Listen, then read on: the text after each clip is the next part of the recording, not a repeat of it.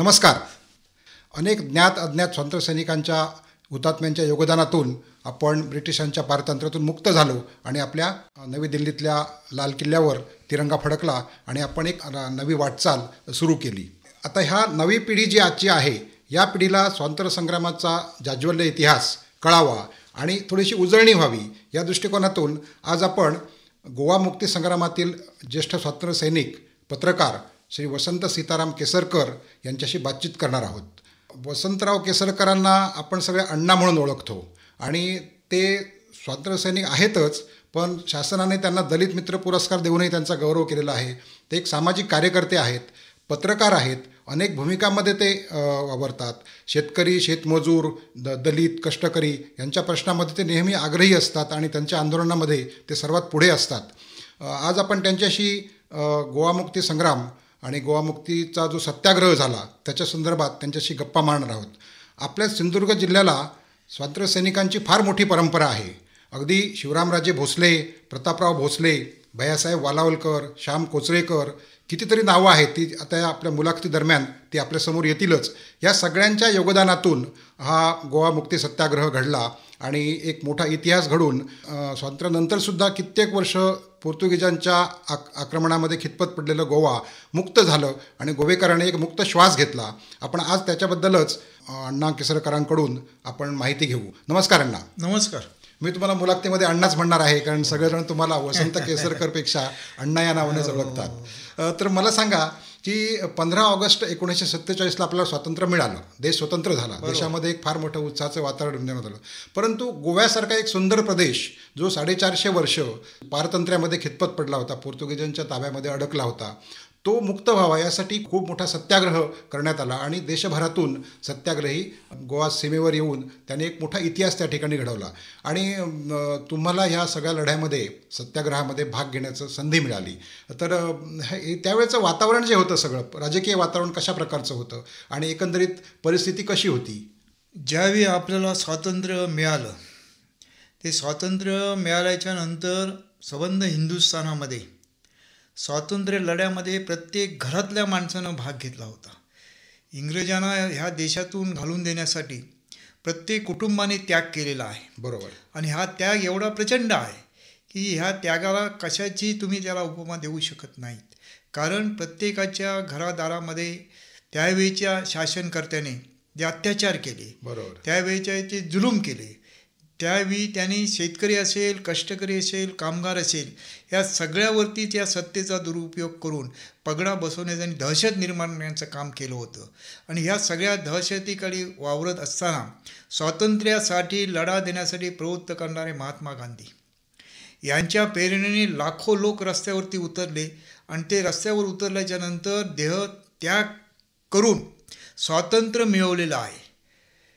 अहिंसावादी दृष्टिकोनातून हे स्वातंत्र्य मिळवण्यासाठी हुतात्मे झालेले आहेत. आणि हे सगळं होऊन ज्यावेळी स्वातंत्र्याचा एक विचाराचा पगडा, स्वातंत्र्यासाठी देशासाठी लढण्याचा जो विचाराचा पगडा हा जनमानसावर होता आणि त्या पगड्यातूनच आज गोवा स्वातंत्र्य जे मिळवण्यासाठी प्रयत्न केले गेले. कारण स्वातंत्र्य मिळाल्याच्या नंतर गोवा स्वातंत्र्यामध्ये सहभागी झालं नव्हतं, राज्य जवळचं असूनही. बरोबर. त्या ठिकाणी पोर्तुगीजांचा अंमल त्या ठिकाणी चालू होता. हो. तो अंमल झुगारून त्या ठिकाणी भारतामध्ये येण्यासाठी त्या ठिकाणची स्थानिक जनता, तिथला कामगार, तिथले कुळं म्हणून जी तिथे वावरत असतात ती मंडळी ही स्वातंत्र्य मिळवण्यासाठी प्रयत्नशील होती. बरोबर. आणि त्यांना सहकार्य करण्याचं काम, त्यांना या भारतामध्ये स्वतंत्र भारतामध्ये आणण्याचं काम करण्यासाठी संबंध हिंदुस्थानामधली बहुसंख्य त्याग करणारी मंडळी, जी स्वातंत्र्यासाठी लढत राहिलेली मंडळी, ही सत्याग्रह करण्यासाठी सावंतवाडी मार्गे आणि बेळगाव मार्गे गोव्यात सत्याग्रह करण्यासाठी. बरोबर आहे, कारण सावंतवाडी हे गोव्याच्या सीमेवरचं एक महत्त्वाचं गाव होतं आणि एकंदरीत ह्या सगळ्या गोवा मुक्ती सत्याग्रहामध्ये सावंतवाडीचं महत्त्व आणि त्यावेळी सावंतवाडीत झालेलं काम याच्याबद्दल थोडं सांगा. सावंतवाडी केंद्रबिंदू होतं सत्याग्रहींचं आणि येणारा सत्याग्रही जे थांबायचा, त्या सत्याग्रहीला त्या सीमेपर्यंत नेऊन सोडण्याचं काम हे आमच्यासारखे तरुण मंडळी आम्ही करत होतो त्या काळामध्ये. त्यांना नेऊन तिथपर्यंत सोडायचं, त्यांची काळजी घ्यायची आणि तिथून मग सत्याग्रह सुरू झाला की सत्याग्रह पत्रादेवी उदाहरणार्थ त्या ठिकाणी जो आपला भाग आहे, किरण पाण्याचा जो भाग आहे आरोंद्याच्या ह्याच्यामध्ये, हिरवी गुरुजींचा सत्याग्रह हा तेरेखोलच्या किल्ल्यावरती झाला. इकडनं जात असताना अनेक सत्याग्रही पत्रादेवी असतात, त्यावेळी लाठीचार्ज त्यांच्याकडनं केला जायचा पोर्तुगीजांकडनं. सत्याग्रही आतमध्ये येऊ देऊ नयेत सीमेच्या आतमध्ये, त्याच्यासाठी फायरिंग करायचं आहे, त्या ठिकाणी लाठीचार्ज करायचे आणि त्याच्यामध्ये मग जखमी झालेली मंडळी जी असायची सत्याग्रही त्यांना उचलून या ठिकाणी आणण्याचं काम ह्या भागातल्या भूमिगतरित्या काम करणाऱ्या स्वातंत्र्य सैनिकांनी आणि प्रत्यक्ष सत्याग्रहामध्ये भाग घेणाऱ्या कार्यकर्त्यांनी केलेला आहे. आणि हा जो त्याग त्यांचा जो आहे, हा त्याग त्यांनी तो केला आणि म्हणून सत्याग्रहींना वाचवणं, सत्याग्रहींना औषध पाणी देणं, सत्याग्रहींना पाणी पोचवणं आणि सत्याग्रहींचा जेवणा खाण्याची व्यवस्था करणं, हे सगळं सावंतवाडी हे केंद्र असल्यामुळे या ठिकाणाहून चालू राहत होतं. बरोबर. आणि ज्यावेळी सत्याग्रह थांबायचा, 15 दिवसांनी 1 महिन्याने सत्याग्रह थांबायचा, त्यावेळी गोव्यामध्ये असणारा जो स्वातंत्र्यासाठी लढणारा जो समाज होता, त्या समाजाला स्फूर्ती मिळावी, त्या समाजाला महाराष्ट्रामध्ये राज्य देशामध्ये काय चाललंय आणि कशा पद्धतीनं तुम्ही त्या इंग्रजांच्या विरोधामध्ये उभं राहावं याचं मार्गदर्शन करण्यासाठी काही वृत्तपत्र ह्या भागामध्ये आणली जात होती. बरोबर आहे. ही वृत्तपत्रांनी सुद्धा या गोवा मुक्ती आंदोलनामध्ये किंवा सत्याग्रहामध्ये खूप मोठी भूमिका बजावली. त्याबरोबरच अन्य ठिकाणाहून काही पत्रकं येत असत आणि पत्रकारांनी सुद्धा एक मोठी कामगिरी केलेली आहे, त्याच्याबद्दल थोडं सांगा. आमच्याकडे दत्ताराम वाडकर म्हणून वृत्तपत्राचे एजंट होते. त्यांच्याकडं पेपरामध्ये घालून वृत्तपत्राच्या बंडलात घालून काही ज्वालामुखीसारखी साप्ताहिक ज्याला म्हणतो ज्वालामुखी ही साप्ताहिकाच्या प्रती त्याच्यातून यायच्या आणि त्या प्रती मग गोव्यात पोचवायच्या कशा. बरोबर. मग हे भूमिगत राहून माझ्यासारखा कार्यकर्ता परमेकर जे आहेत, कांता परमेकर अशा तरुण मंडळींच्याकडे त्यांनी नाना तारी गोव्याचे बांधायचे होते. त्यांच्याकडे पिढीनाईक आमचे होते ह्या सावंतवाडीचे. अशी जी मंडळी होती, ही मंडळी आमच्याकडं ती पत्रकं द्यायचे. आम्ही सायकलवरनं चालत जाऊन, त्यावेळी डांबरी रस्ता नव्हता, त्यावेळी पायवाट होती जाण्याची. सायकलने जाऊन अमुक ठिकाणी झाडाच्या फांदीला लावून किंवा एखाद्या ढोलीमध्ये, म्हणजे झाडाला हे असतं त्याच्यात ते नेऊन ठेवायची पिशवी आणि आम्ही पाठी फिरून यायचं. मग ते कोण घेऊन जायचं हे आम्हाला माहिती नव्हतं. मग कळण्यापर्यंतच्या परिसरामध्ये आपण गेलो तर तिथे फकरुजीराव देसाई हे त्या ठिकाणीवरनं मग त्या ठिकाणी इथून गेलेलं जे मटेरियल जे होतं, हे मटेरियल तिथे तराफ हे बांधायचे त्या नदीला आणि त्याच्यात गुराख्याला बसवायचे आणि सोडून द्यायचे. मग तो तरापा बरोबर गनिमी काव्याने सगळं साहित्य पोचवलं जात होतं आणि त्याचं त्या ठिकाणी वाटप मग केलं जात होतं. आणि मग हे वाटप करणारे आणि इथून पाठवणारे माणसं कोण, कारण राज्य हिंदुस्थानच्या सरकारची सुद्धा अशा पद्धतीनं आंदोलन सत्याग्रह करण्यासाठी सुद्धा बंदी होती. म्हणजे काही निर्बंध लादले गेले होते.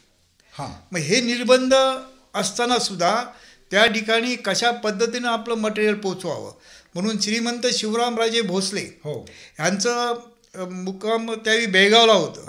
मग त्या बेळगावच्या मुक्कामध्ये तिथे असणारी मराठा इन्फंट्रीची जी सगळी मिलिटरीची जी हे होती, त्याच्यातनं काही ज्या गोष्टी यायच्या त्यावेळी त्याच्यातनं जे मार्गदर्शन होतं ते सुद्धा त्या दृष्टिकोनातून साहित्य वाटप करत, सर्व प्रयत्न करून ते सगळ्या प्रयत्नानं सीमेवरती बसणारी माणसं, आम्ही भूमिगत राहून काम केलेले कार्यकर्ते, हे आम्ही त्यावेळी सत्याग्रही म्हणून भूमिगत कार्यकर्ते म्हणून आम्ही काम करत होतो. मला सांगा, ह्या सगळ्या सत्याग्रहामध्ये जे राष्ट्रस्तरावरचे किंवा आपल्या महाराष्ट्र राज्यातले मोठे मोठे नेते यायचे, तर कोणकोणत्या नेत्यांचा सहवास तुम्हाला मिळाला किंवा त्यांना पाहता आलं, त्यांच्याशी बोलता आलं? एस.एम. जोशी होते, नानासाहेब गोरे होते त्यावेळीच्या ह्याच्यामध्ये, जॉर्ज फर्नांडिस होते, लोहिया होते. ही मंडळी यायची, आम्ही लांब राहून त्यांना बघायचो, त्यांच्या सहवासात जाण्याचा प्रयत्न करायचो किंवा त्यांना या ठिकाणी आल्याच्या हिरवे गुरुजी जे होते, हिरवे गुरुजीचा उल्लेख मगाशी निघाला होता, तर त्यांचं बलिदान फार मोठं योगदान आहे या सगळ्या आंदोलनाला, सत्याग्रहाला. त्याच्याबद्दल त्या हिरवे गुरुजींच्या हुतात्म्याबद्दल तुम्ही थोडी माहिती. ज्यावेळी हिरवे गुरुजींनी सत्याग्रह तेरेखोलच्या ह्याच्यावर किल्ल्यावर ज्यावेळी केला, त्यावेळी फायरिंग करून त्यांना मारण्यात आलं गोळीबारामध्ये. त्याने हुतात्मे पत्करलं त्या ठिकाणी आणि त्यांच्यावर आणखी 4 लोक हुतात्मे झाले. हो. त्याच वेळी मग त्यांची सगळ्याची बॉडी जी होती, त्यांची जी शेवट जी होती, हो. ही आणून सावंतवाडीमध्ये गांधी चौकामध्ये लोकांच्या माहितीसाठी लोकाग्रस्त त्या ठिकाणी दर्शनासाठी ठेवलेली होती.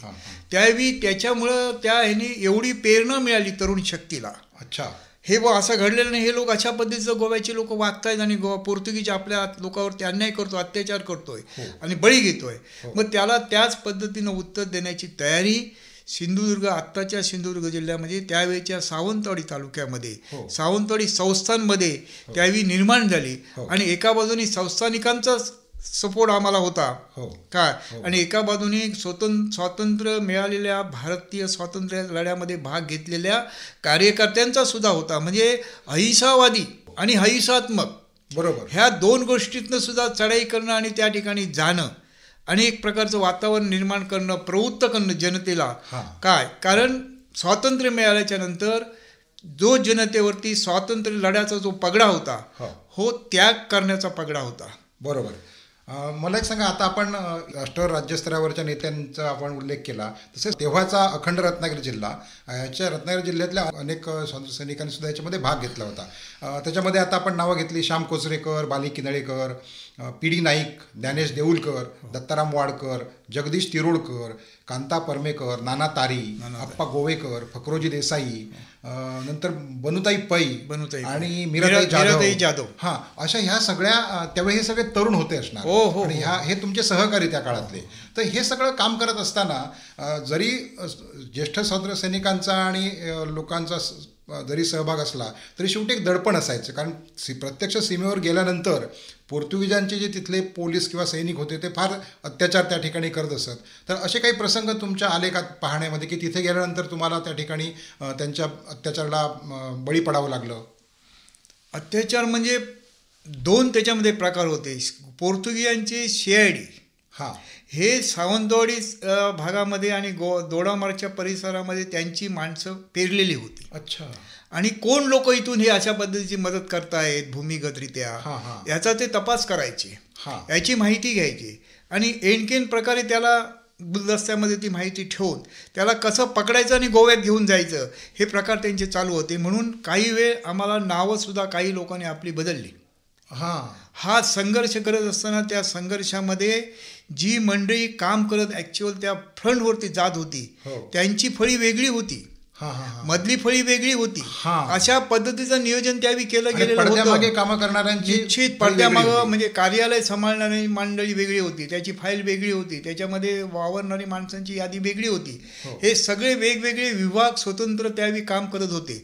आणि हे काम करत असताना जास्तीत जास्त कोण कुठेलं काम करतो आणि कोणावरती काय जबाबदारी आहे हे सुद्धा त्यावेळी कळायला कठीण काम होतं. ह्याच्यामध्ये महिलांचाही सहभाग खूप मोठा होता. म्हणजे बनुताई पै किंवा मीराताई जाधव असतील, यांच्या नेतृत्वाखाली अनेक महिलांनी सहभाग घेतला. त्याच्याबद्दल तुम्ही काय सांगू शकता? त्या महिलांच्या अशा पद्धतीने, कारण जी सत्याग्रही बाहेर गावाहून यायचे त्यावेळी इथल्या महिलांना भाकऱ्या तयार करणं, त्यांच्या जेवणाची व्यवस्था करणं आणि त्यांना सुविधा त्या ठिकाणी निर्माण करून देणं, त्यांच्याबरोबर भाकऱ्या बांधून देणं, चटणी आणि भाकरी बांधून देण्याचं काम ह्या महिला वर्ग सगळ्या पद्धतीने करत होता. आणि आमच्याकडे सावंतवाडी तालुक्यातल्या जवळजवळ 70% माणसं महिला ह्याच्यामध्ये काम करत होत्या, जिथे आज पडद्यामागे आज कुठेही त्यांचं नाव उल्लेख त्याच्यामध्ये नाही आहे.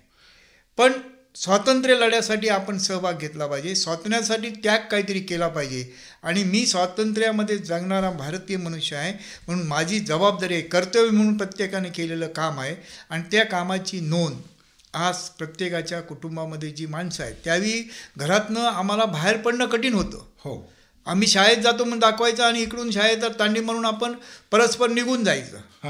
काय त्याच्यामध्ये जर पकडला गेला तर तिथले मुख्याध्यापक शाळेतनं तुला काढून टाकतो वगैरे धमकी द्यायची. पण ज्यावेळी कळायचं की गोवा मुक्तीच्या आधी गोव्याच्या लोकांना मदत करण्यासाठी आणि त्यांना सत्याग्रहासाठी हा मनुष्य, तरी त्याला अभय दिलं जात होतं. कारण शिक्षकामध्ये सुद्धा एक प्रेरणा होती, कोणीतरी ह्याच्यातून भाग घेतला पाहिजे. बरोबर. आणि सगळ्या थरावरती म्हणजे नाट्य मंडळ होती, दशावतारी नाट्य मंडळ होती, लोककला सहभाग दिला. कोकणातल्या दशावतार नाट्य कलाकारांनी सुद्धा ह्याच्यामध्ये सहभाग घेतला. ट्रान्सपोर्टमध्ये काम करणारा ड्रायव्हर आणि क्लीनर होता, त्यांनी ह्याच्यामध्ये भाग घेतला. म्हणजे एक सर्वांनी मिळून सर्वांनी मिळून घडवलं आणि असं वातावरण या ठिकाणी निर्माण झालेलं होतं की मला माझ्या गोमंतकीयाला गावामध्ये भारतामध्ये आणायचं आणि म्हणून त्या लढ्यामध्ये आम्ही त्यावेळी घोषणा दिली जात होती सत्याग्रहाच्या वेळी. कोणती ती घोषणा अशा पद्धतीची, लाठी गोळी खाएंगे फिर भी गोवा जाएंगे. गोवा हमारा है, गोवा भूमि हमारी है, गोवा मातृभाषा गोवा भूमि ये हमारी है, गोवा में जाने वाला पानी हमारा है, ये हम वापस लाएंगे, पोर्तुगीज को भगा देंगे. अच्छा, अशा घोषणा देत त्यावेळी सत्याग्रही जात होते. सत्याग्रहींच्या शाळामधून प्रभात फेऱ्या ज्यावेळी निघायच्या त्यावेळी त्याला सकाळी फाटेला आमच्याकडं 5 वाजता प्रभात फेरी काढली जायची. म्हणजे मला वाटतं एक प्रकारे 15 ऑगस्टच्या आधी जो आपला भारताचा स्वतंत्र झाला त्याचा एक छोटी आवृत्तीच ही आपल्या परिसरामध्ये घडून गेली. हो, गोव्याच्या आंदोलनाच्या निमित्ताने खरोखरच फार मोठा एक म्हणजे अंगावर शहारे आणणारा, काटे आणणारा असा हा सगळा प्रवास आहे. होता शेवटी ह्या सगळ्या सत्याग्रहाच्या रेट्याला आणि भारत सरकारच्या प्रयत्नांना यश आलं आणि पण शेवटी लष्करी कारवाई करावी लागली. केंद्र सरकारने लष्करी कारवाई करून गोवा मुक्त झाला आणि पोर्तुगीजांना माघारी जावं लागलं. हा आनंदोत्सव जो होता तो तुम्ही कसा काय, तुम्ही आणि तुमच्या सगळ्या सहकाऱ्यांनी कसा काय साजरा केला? हा आनंद म्हणजे कसं, त्याच्यामध्ये गोव्याच्या याच्यामध्ये रोटीबिटीचे व्यवहार चालू झाले. काय आनंद प्रित्यर्थ. मग गोव्यातल्या मुली आमच्याकडे लग्न करून आणल्या जावल्या, आमच्याकडच्या मुली लग्न करून तिथे द्यायला लागल्या. अशा पद्धतीचं एक देणं घेणं ज्याला आपण म्हणतो, म्हणजे रक्ताची नाती ही त्या ठिकाणी निर्माण केली गेली. आणि करत असताना सगळीकडे आनंद उत्सव साजरा केला. आमच्याकडे त्यावेळी या भागामध्ये साधी 4 व्हीलर बस ज्याला आपण म्हणतो, ही बस सुद्धा येत नव्हती. पण गोव्यातले त्यावेळी तिथलं जे लक्झरी जीवन जे होतं, सुशागात ज्याला म्हणतात, त्या ह्याच्यातली गाड्या, मग अप्सरा नावाची एक बस यायची, खाजगी गाड्या होत्या, खाली प्रवासी वाहतूक होती. मग त्याच्यातून लोकांना सवय झाली त्याच्यामधून आणि अत्यंत मन मोकळा, अगदी श्वास घ्यायला तसं म्हणतो कोंडलेल्या माणसाला मोकळं हवा दिल्याच्यानंतर तसा गोमंतकी जनतेला मोकळी हवा देण्याचं काम, स्वातंत्र्यामध्ये कसं वागलं पाहिजे हे शिकवण्याचं काम सावंतवाडी आणि ह्या भागातल्या सत्याग्रहींनी हे आपापल्या परीने केलेलं आहे. बरोबर. आणि ही काम करत असताना कुठल्याही प्रकारचा स्वार्थ नाही, कुठल्याही प्रकारचं मला काहीतरी मिळणार आहे म्हणून मी केलं पाहिजे ही भावना नाही. त्या ठिकाणी मला माझं कर्तव्य, मी जन्माला आलो ह्या मातृभूमीमध्ये, त्या मातृभूमीच्या रक्षणासाठी आणि मातृभूमीचा विस्तार करण्यासाठी मला पाऊल टाकलं पाहिजे. आणि म्हणून विस्तार करण्यासाठी म्हणून गोवा स्वतंत्र करण्याचं काम हे स्वातंत्र्य सैनिकांनी केलं. ते केलं. महात्मा गांधींपासून जो चालत आलेला जो पगडा होता, ह्या विचारानं प्रेरित झालेले लोक सावंतवाडीमध्ये, म्हणजे बाली किंद्रेकर असतील, गोव्यामधले जयसिंगराव चव्हाण होते, सदानंद गडेकर त्या ठिकाणी होते, प्रतापसिंग राणे त्या ठिकाणी होते.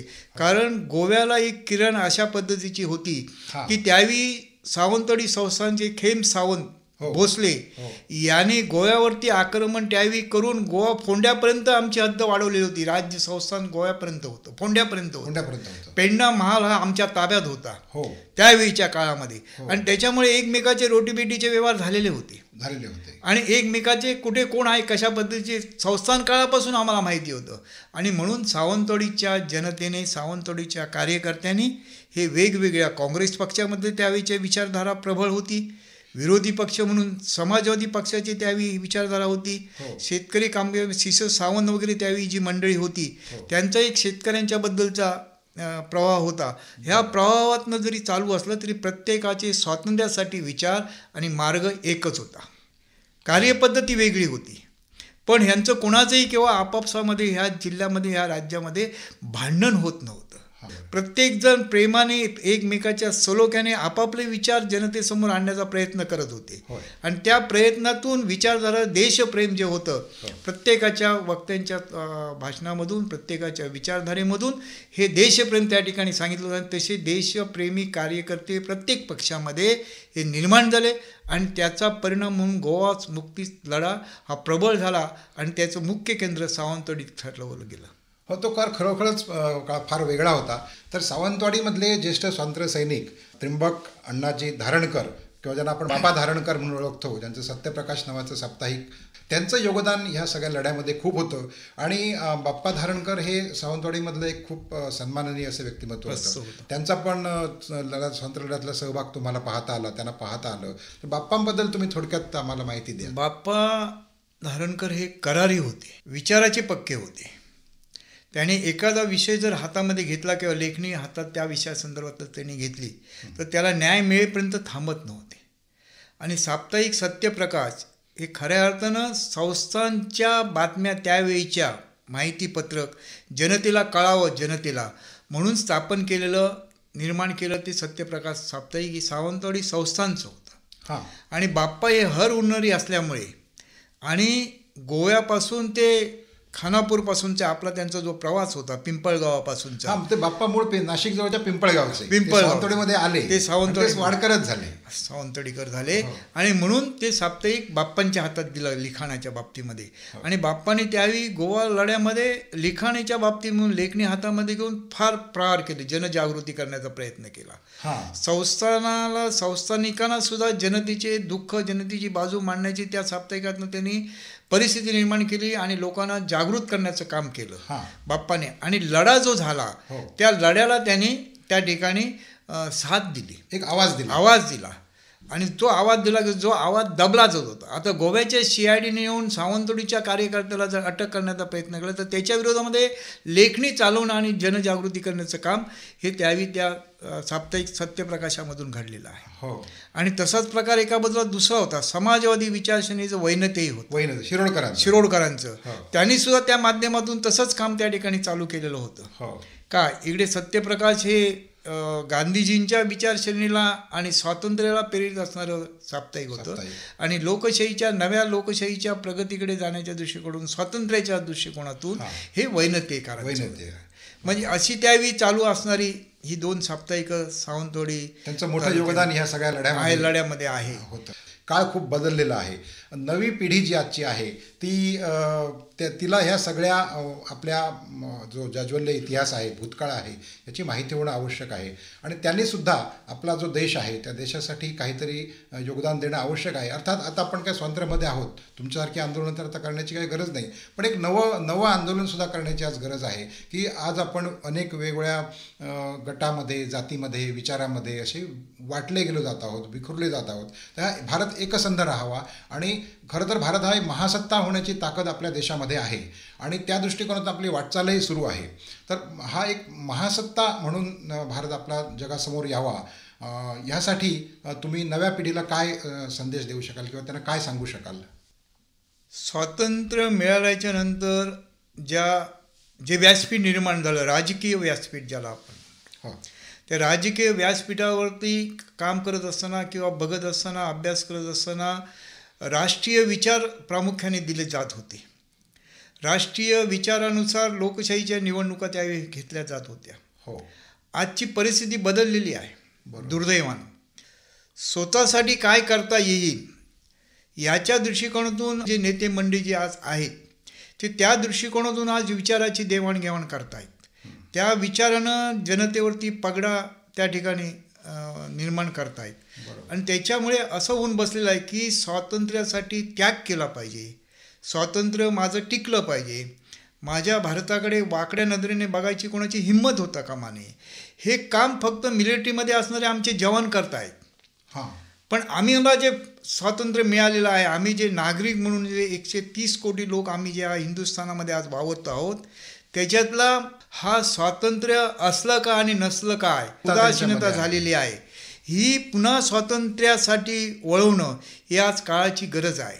आणि स्वातंत्र्य मिळवण्यासाठी किती लाखो लोकांनी त्याग केला, लाखो लोकांनी हुतात्म्य पत्करलं, लाखो लोकांनी त्याच्यामध्ये सर्वस्व अर्पण केलं.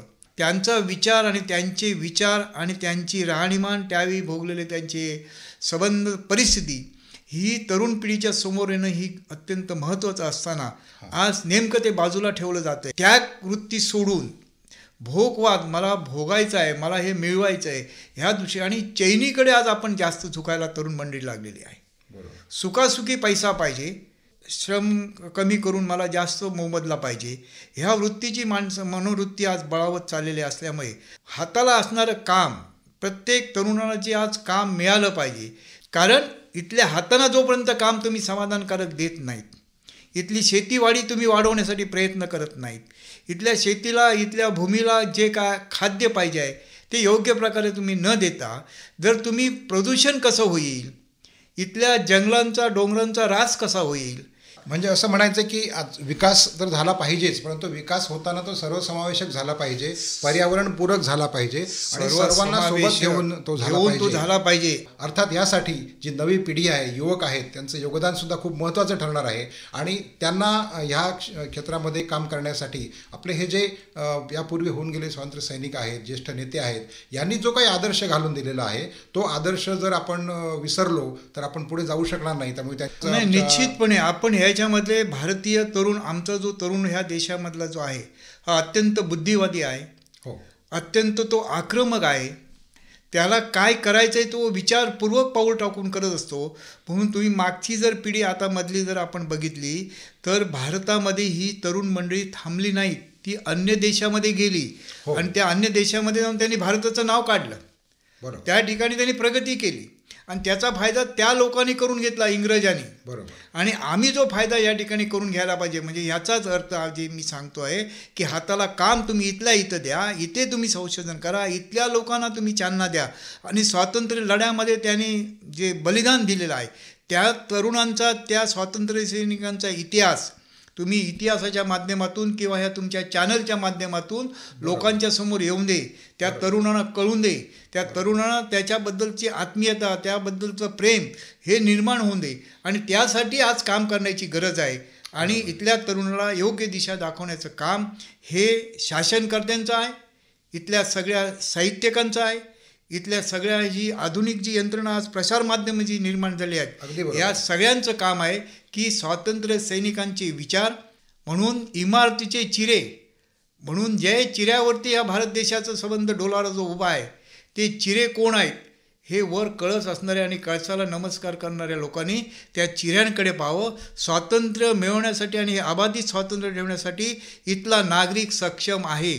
अगदी नक्की. आणि तो इथे राजकारण न करता तो आपला देश कसा सुरक्षित राहील या विवंचनेमध्ये आणि ह्या तो वाटेल तो त्याग करण्यासाठी तयार असतो. म्हणून उदाहरणार्थ आपल्याकडे चीनने ज्यावेळी आक्रमण केलं त्यावेळी लालबहादूर शास्त्री आपले पंतप्रधान होते.